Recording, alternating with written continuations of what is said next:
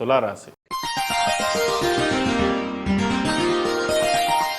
తులారాశి వారికి ఈ వారం చాలా అనుకూలంగా ఉంది. తృతీయ షష్టమాధిపతి అయిన గురువు భాగ్యంలో బలంగా ఉన్నారు. వ్యాపార వృద్ధి చక్కగా ఉంటుంది.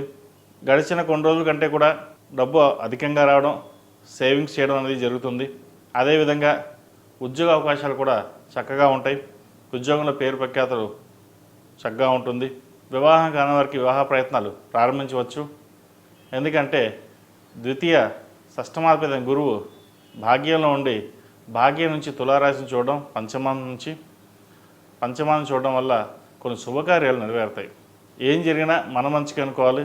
ఉద్యోగ మార్పు కావచ్చు, వ్యాపారం మార్పు కావచ్చు, ఏదైనా సరే ఇతరత వ్యాపార మార్పులు కావచ్చు, అవి మంచిగా అని చెప్పవచ్చు. భూ సంబంధించిన విషయ వ్యవహారాలు సానుకూల పడతాయి. పర్సనల్ లోన్ కానీ, హౌసింగ్ లోన్ కానీ మంజూరు అవుతుంది. గడిచిన కొన్ని వారాల కంటే ఈ వారం మీకు చక్కగా ఉంది. కాస్త స్ట్రెస్ తగ్గుతుంది. రావాల్సిన బెనిఫిట్స్ వస్తాయి.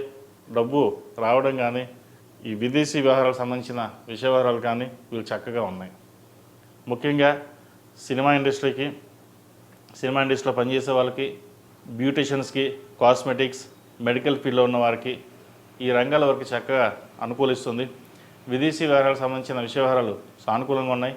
విదేశాలకు వెళ్ళాలనుకున్న వారికి చక్కగా ప్రయత్నాలు ప్రారంభించవచ్చు. అయితే వైద్య వృత్తిలో ఉన్న వారికి కాస్త ఇబ్బందికరంగా ఉంటుంది. సంతానపరంగా కూడా కాస్త ఇబ్బందికరమైన వాతావరణాలకు ఉంటుంది. పంచమంలో రాహు అంత బలంగా లేరు. ముఖ్యంగా గర్భిణీ స్త్రీలు ఎవరైతే కన్సీవ్ అయ్యారో సంతాన విషయంలో కాస్త జాగ్రత్త వహించాలి. ఒక 2-3 నెలలు అవి కన్సీవ్ అయి ఉంటే ఒక 2 నెలలు వీళ్ళు చాలా జాగ్రత్తగా ఉండడం చెప్పదగినది. అదేవిధంగా అబ్బాయిలు కావచ్చు, అమ్మాయిలు కావచ్చు, పిల్లల విషయంలో, ఆరోగ్య విషయంలో కాస్త జాగ్రత్తలు కూడా తీసుకోవాలి. అదేవిధంగా ఒక ఫ్లాట్ కానీ, ఇల్లు కానీ, బంగారాన్ని కానీ కొనుగోలు చేసే అవకాశం గోచరిస్తోంది. ఖర్చులు తక్కువగా ఉంటాయి. అప్పుని తీర్చేయాలి. నలుగురిలో ఎటువంటి అప్పు లేకుండా ప్రశాంతంగా వ్యాపారం చేసుకోవాలి, ఉద్యోగం చేసుకోవాలనే భావన ఏర్పడుతుంది. ద్వితీయ సప్తమాధిపతి అయిన కుజుడు వ్యయంలో ఉన్నారు. వీరికి భూ సంబంధించిన విషయ వ్యవహారాలు బాగా కలిసి వస్తాయి. ఎప్పటి నుంచో సేల్ అవ్వకుండా అలా పెండింగ్లో ఉన్న ఏదైతే ఉందో అది ఈ వారం ఒక కొలిక్కి రావడం లేదా ప్రారంభం అవడం జరుగుతుంది. ఈ రాశిలో జన్మించిన విద్యార్థులకు కాలం అంత అనుకూలంగా లేదు. విద్య మీద శ్రద్ధ తగ్గడం కావచ్చు, లేదా స్నేహితుల ప్రభావం వీటి మీద చూపించడం కావచ్చు ఎక్కువగా ఉంటుంది. ఏదైనా సరే చదువుకునే పిల్లలు మనం పైకి రావాలి, ఎదగాలి అనే భావంతో ఉండాలి. కాబట్టి లేదంటే ఫ్రెండ్స్ చెప్పారు అలా వెళ్దాం, లేదా ఇలా వెళ్దాం అనే భావన ఎక్కువగా ఉంటుంది. అది పక్కన పెట్టి చదువు మీద శ్రద్ధ వహించడం అనేది చెప్పదగింది. ఈ 4 సంవత్సరాలు 6 సంవత్సరాలు కనుక గట్టిగా కష్టపడితే 60 ఏళ్ళు జీవితం బాగుంటుంది. లేదా ఈ 6 ఏళ్ళు ఫ్రెండ్స్ తోటి ఎంజాయ్ చేద్దాం అనుకుంటే 60 ఏళ్ళు కష్టపడతారు. ఏదనేది మీరే డిసైడ్ చేసుకోవాలి. ఇప్పుడున్న పిల్లలు ఎలా అంటే సొంత నిర్ణయాలకు ఎక్కువ అలవాటు పడుతున్నారు. అంటే పెద్దవాళ్ళు మాకు చెప్పేదేంటి, మాకు తెలియదా, మేము చూసుకోలేమా అనే భావన ఉంటుంది.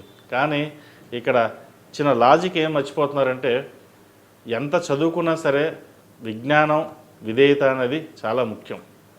నలుగురిలో పలుకుబడిగా ఉండాలి, మర్యాదగా ఉండాలి, పేరు ప్రఖ్యాతలు తెచ్చుకోవాలని తప్పితే కానీ పేరు చెడగొట్టే విధంగా ఉండకూడదు. ఇది ఈ మధ్య అందరికీ అర్థం కావడం లేదు.